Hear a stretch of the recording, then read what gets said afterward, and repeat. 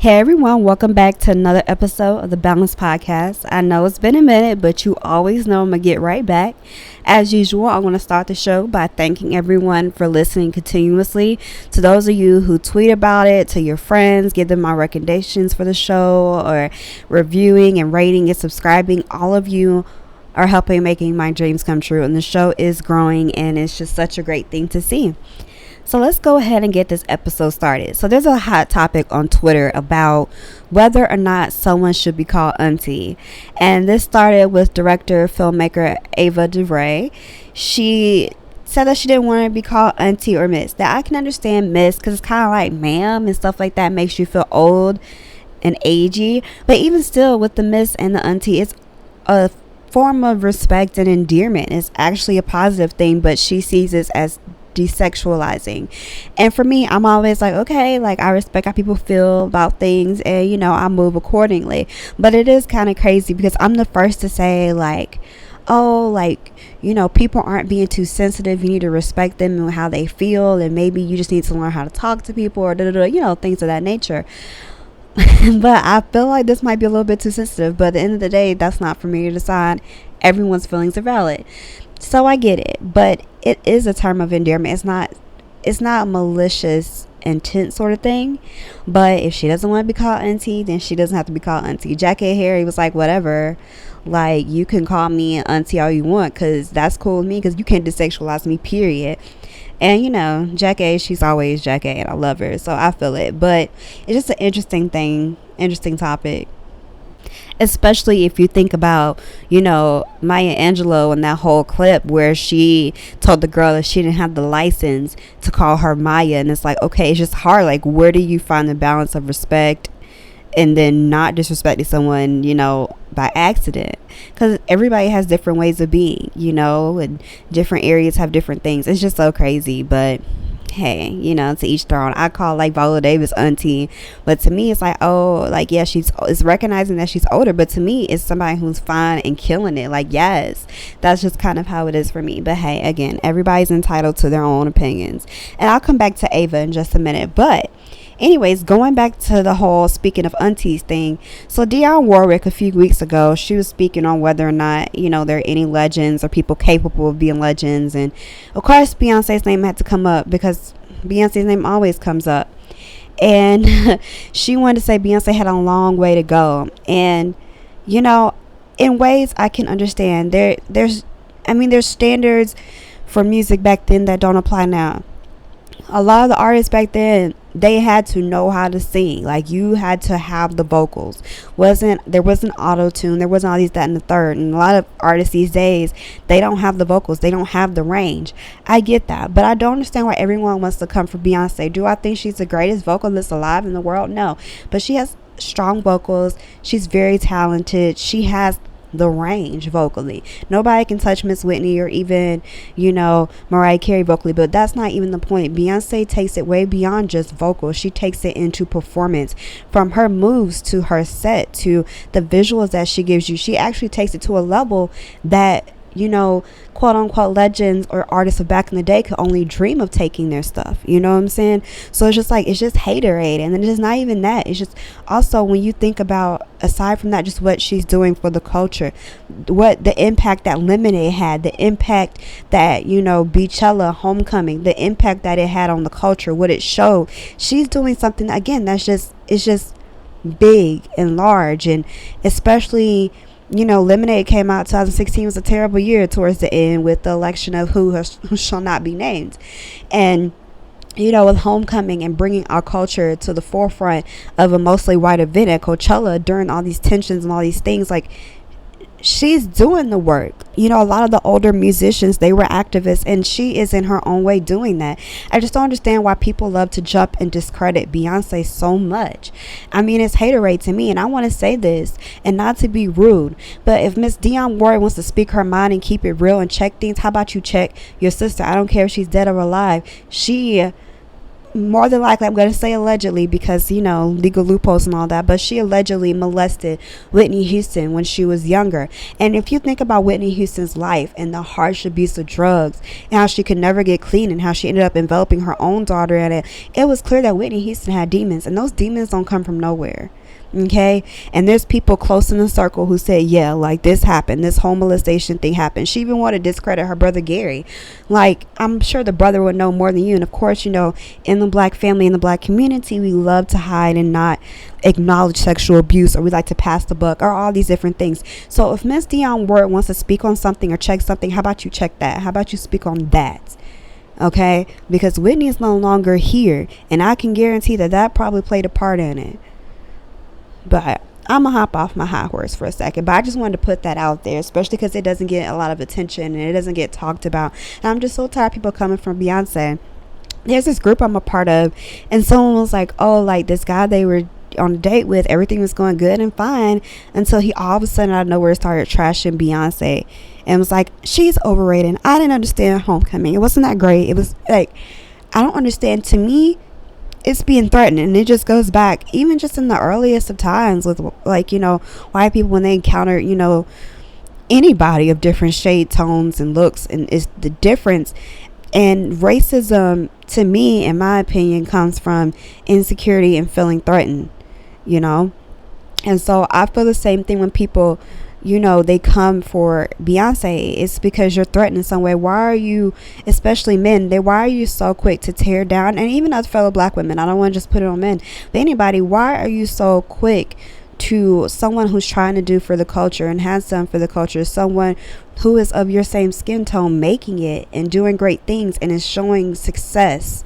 Why are you so quick to tear that down? That's baffling to me. So I don't trust it. I don't trust people. The thing is, you don't have to love Beyonce. You don't have to be a stan. That's okay. You don't have to be like me, a founder and chairwoman of the Beyonce Hive, the Beehive. You don't have to. That's okay. But you can recognize and respect talent at the same time. You can recognize her gift. You can recognize that she has hits. You can do all of that. You don't have to be the biggest fan in the world. You don't have to be a stan. None of that. But give her dues and stop coming for her unnecessarily. That speaks to insecurity and threats within you. That's going to bring up negative things later on. So I don't rock with people like that. If you don't like Beyonce, like Adele says, she can't be friends with someone who doesn't like Beyonce and likes to speak constantly or even just some negatively about her, because if you don't like Beyonce, you don't like her, and that's kind of the truth. It's kind of how I feel about things. So getting back to Ava, so this week Netflix dropped the documentary of When They See Us based on the Central Park 5, and it's such a complex thing because I want to support black work and black art, but at the same time it's trauma, and it's such a huge thing because black people endure trauma daily. And with those that are in charge right now, just all the stuff going on left, right, and this, that, and the third, it's so much. And you have to guard your energy. You have to guard your heart. Proverbs 4:23. You have to guard your mental health. So it's like seeing things like that, is that really good for you? And at the same time, I think if people who don't know the story, I think it's good for them. And that's another thing that I wanted to bring up in this episode. It's not right for someone to judge someone because they don't know about something. Like I grew up sheltered and I was kind of shielded from black issues, a lot until the Gen 6, until Trayvon Martin happened. And it's okay. People learn and grow. You don't know what their life was. And it's like people always want to find a way to bring others down to uplift themselves. And if you have to do that, you're a negative person. I'm glad that you knew the story, but you should also be glad that there's more people, who are learning about things. And that's just the same thing. Like everybody wasn't born woke. People are going to grow and they're going to make mistakes and they're going to learn along the way. Nobody was born perfect. And I just don't understand people's need to just always try to drag people down, like with artists. Oh, I've been like them since so and so. You're bandwagon. You're this, that, and the third. Wouldn't you want your artist, as long as they're keeping the same type of flow and theme and same quality music, wouldn't you want them to grow and get more mainstream, or at least more well known? Like, wouldn't you want them to achieve their dreams? It's just so weird how people flow with that. But anyway, I kind of went on a little tangent, my bad. But yeah, so bringing it back to When They See Us, it's okay if you don't want to watch it, because I don't think I can. And I've seen so many people say how they cried or it's just hard to watch. And at the same time, I don't think, like, again, I said, unless you don't know the story, I don't think we need to be the ones watching it. I think it needs to be white people. I think it needs to be other people of color. I think, they need to be the ones to fully internalize the story and the hardships, and to really see what happens and the tragedies, and again, like, just all the hardships black people face. Especially white people, I feel like they need to be the audience watching it, because they need to internalize these messages. They need to see the truth. They need to take the blinders off. They need to open the blinds, let the sun shine in, let the truth in. So if you don't watch it, don't feel bad, because again, I think that people who are oppressive or anti-black, they really need to be the ones to see it. They need to see the damage that is being done to innocent people and innocent lives, and how horrific racism can be, and how horrific the person who's allegedly the president of the United States is, with how he just called for basically the heads of the people who were innocent. But anyway, we'll deal with that at a later date. So anyway, tonight Grownish comes back, and be on the lookout. I have a blog. I'm not very active on it, which is my bad, but be on the lookout for a post, and I'll be kind of recapping the show with a bit of my feedback on it. So be on the lookout, because I'll be tweeting a link on the podcast page and my personal page, so be on the lookout. So I watch the Red Table Talk. Sometimes it's cringy for me, because I'm not Jada Pinkett Smith's biggest fan, and Willow and her ad-libs are so crazy sometimes to me. But I wanted to see what Sierra had to say, and for me, I took a couple of notes that happened in tweets, and I don't know if people saw it because it was kind of late at night, but there's just some good tidbits that I got from it that I just wanted to share with others, that I think could be helpful. One thing she said is, like, when she met Russell Wilson, what she felt was calm, and I think we're so busy chasing that fire and passion, but we don't always look to see if that fire and passion, is it a positive or is it a negative, So, like, one thing I got from him was chase the calm instead of the fire. And one thing that was also interesting was that, Sierra and Willow both kind of touched on this together, is that you can't get to where you want to be without a compass, quote unquote compass. So it's like, write down your goals for your life. Be very specific. Write your vision. Sierra said she wanted to sell 3 to 4 million records. Her first album sold 5 million records. Like, she wanted longevity. She's still a household name even now. Be very specific. And describe the woman you want to be. Describe how you wish to react to situations, what you have a handle on, and where you need to grow. And another thing that she said was kind of important to me is that sometimes we give people on earth too much power. And I think in general, like, we give, especially women, sometimes we lose ourselves in men, and we give them so much when they give so little. And I mean, again, and just in general, we just give people too much power over us and over our lives. And another thing that was interesting was the whole idea of insanity and just people being addicted to drama. Eventually, you have to know that you want different. You have to create a different vision in life for yourself. And if you don't want to step outside of that, like, if you keep chasing after the fire instead of the calm purposely, you have to be willing to step outside of it. You have to be willing to grow. Don't be addicted to the drama, to the insanity. Like, it's just a lot of self-reflection. But I thought, there is some nice tidbits in it, so I would watch it. I think it was a pretty solid episode. So Cardi also released her song Press, and y'all know, like, I've claimed Barty Gang, but Press just wasn't it. Like, the video that she dropped a long time ago of her in the studio, it was so much better than the actual outcome of it. And that whole second verse where it was like ding dong, like, I was like, oh no, sweetie, no. Another thing that I wanted to briefly touch on is Ayesha Curry. She gets so much flack. She dropped a video where she's like, oh, last night I won an eggplant, but the real question is, am I gonna win an eggplant tonight? Talking about sex with stuff. I thought it was funny and I thought it was cute. He's probably annoyed, but he loves her. And I mean, I don't know, people just love to hate people for no reason. And it's just, interesting how quick people could turn on you. People used to praise Aisha, now people are coming at her. It's just the tides and the tables can turn quick. People are so fickle, and I wonder and I hope people don't turn against Meg Thee Stallion, but you never know. Like, once people really start popping or just anything, like, people just want to take each other down, which is so sad. So anyway, yeah, that just kind of wraps up, the main things I wanted to talk about celeb wise. And speaking of Meg Thee Stallion, someone suggested that she start like a hottie cleanup on the beach, which is amazing, and she actually went for it.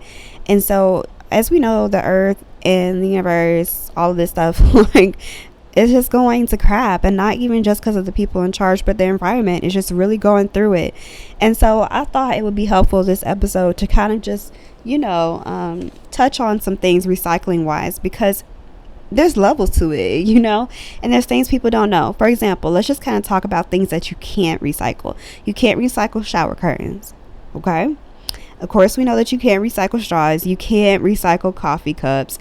You can't recycle plastic forks, spoons, or knives. So you're just better off rinsing them off and continuously using them. You can't recycle plastic that has residue on it, or cardboard that has residue, like pizza boxes where the grease and stuff is all on it. You can't recycle that. It's not going to work. You can't recycle shopping receipts because it's made with like thermal ink and things like that, and it doesn't work well with recycling. And you also can't recycle soft packaging, like, candy wrappers and, stretch wrap that, like saran wrap or something like that, things that, your fruits or whatever that you get are wrapped in. But things that you can recycle, cereal boxes, glasses like wine and beer bottles and jars and cans. And just some tips about recycling. When you recycle like plastic water bottles, which of course contaminate the earth the most, be sure to crush them first, because that helps aid the process and it doesn't let the top of it pop off and harm the whole recycling process. Don't put plastic bags in typical recycling bins because they jam the machines. So take them to grocery stores and they can kind of help and do better by recycling there. And so also something very important that people don't realize is that plastic has different levels or tiers. Like there's plastic number 6, plastic number 5, things like that. And so that determines if they're easily recyclable or not at all. So just kind of check into those things to make sure that when you are recycling, you are trying to do your part, that you're doing it right, because intentions are good, but execution is even better. So that's just something I wanted to kind of touch on. So we're going to take a quick break and then we'll be right back. And we're back. So after the death of John Singleton, I said that I was going to start incorporating, health for the Black community into my shows and my episodes. And I don't want to be like such a Debbie Downer with it. So I decided to break it up into bits and touch on, different diseases, each episode. And so for this episode, I wanted to touch on rectal cancer because it's so taboo, right? So, but it actually really affects African Americans. So I really wanted to touch on that one. But before I do, I want to say rest in peace to Leah Chase. Some people might be familiar with her from the Lemonade film, but she was an activist and also had a 7-decade culinary career in New Orleans and was like the queen of Creole cuisine. So rest in peace to her. But yeah, back to, health related matters. So yeah, rectum cancer, we need to discuss it because it's becoming, I was looking at an article with the American Cancer Society, and it's popping up now in the top 3, new cases that we'll see. So it's very important to acknowledge it. So for instance, in terms of new cases, it'll combine 10% of new cases for men and 9% of new cases for women. And that's in like the top 4 or top 3. So that's very important. It's real. And, if you catch it early, stage 1, 70 to 80% 5-year survival rate, which is amazing. If you catch it stage 2, 50 to 60% survival rate. Not bad, but not as good as it could be. But if you wait till it's in an advanced stage 4, you have a less than 10% chance of surviving for 5 years. So it's important to catch it and acknowledge it early. And some symptoms of it are bleeding from the rectum, anemia, fatigue, small diameter like narrow stool, and weight loss. And there's plenty of more symptoms, but these are just some that I could just name that I was reading about. And, in prognosis, is less favorable for African Americans, black people. And we're more likely to be in advanced stages, which I remember I said earlier have like a less than 10% 5-year survival rate when diagnosed. And in part, that's because of screening rates. We have incredibly low screening rates. And we know that, of course, African Americans, we have trouble accessing, quality health care, whether we don't have insurance or we don't have the funds due to other structural things going on. Or if we do see doctors, they don't take our concerns seriously and different things like that. But there's also the problem that we don't go and get the screening. And especially for black men, because there's this obsession with appearing gay for any kind of, rectum, colon, all those kinds of things. And, some people don't even wash their butts properly because it's obsession with gayness, but it can impact your health. And so you need to go get that screening. And again, not just men, but women. We're basically neck and neck in terms of the rates that it's going to come and the rates that it can kill us. Is 10 for men. It will constitute 10% of new cases for men and 10% of new deaths for black men, 9% of new cases for black women, and 9% of deaths for black women. And I was reading to compile a list of like the top 5 causes of death, for black people. And of course, heart disease is number 1, and we'll get into that later. And then there's also respiratory issues, which we'll get into another day too. But when I saw this really hit me because we don't talk about it. Like, again, it's so taboo, to talk about the rectum or anything like that. And I don't know if y'all know Farrah Fawcett, but she died from anal cancer. And it's just, and she had a little bit of stigma, a little bit of a shame attached to it. But she obviously moved past that and was just fought so hard to live. But anyway, I want to break the whole stigma attached to those types of cancers and those types of areas of the body that are taboo to discuss, So get your screening, get help. Like, it's out there. There's high survival rates if you, seek the help, if you can, of course. If it's within your reach, do so.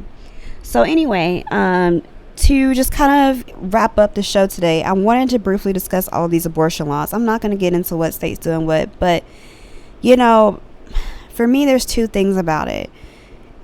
Maternity health. Nobody's really taking health rates of women seriously, especially black women, except for Elizabeth Warren. Next week, we'll tap into candidate stuff, and she's my girl. But anyway, so black maternity health is piss poor. And it's because of lack of access, it's lack of being taken seriously, similar things I expressed earlier. So you're creating all these strict abortion laws, basically forcing people into pregnancies, which means, especially with the rates that it affects black women, you're forcing more black women into death, and then with the strict penalties and making them felons, you're taking away voting rights. So there's just so many different layers and so many different tiers that have to be explored, with these things, that they're trying to find ways to impact our vote. And it's not even just the gerrymandering or, how they did in the polling places, not using all the machines or having battery chargers. It's so many different ways that they're trying to do it. And then, that's a sneaky way of genocide, because they already don't take black health concerns seriously. So that's already killing us. And then, especially with the morbid, basically 3 times as likely to die in childbirth and things for black women, you're trying to kill us. So it's just important to look at this from different areas in different perspectives. And I just wanted to bring that up. And the last thing I wanted to bring up was AOC, Cortez, in the House. And so one thing that she brought up that I wanted to bring up was, technology in terms of facial recognition and how damaging that can be. I saw on Twitter where they could just use pictures and make it seem like the person's mouth is moving and saying different things. And that's so dangerous, especially, again, for minorities. Who knows what they're going to do with that technology? And she was pointing out, the technology that they're using, again, can affect, minorities, especially black people. It's a racist technology in a way, because it can really affect us negatively if they harness it for evil, which can very well happen. So anyway, just stay woke. Know what's going on. Be aware. Thank you so much for listening to another episode. I'm out.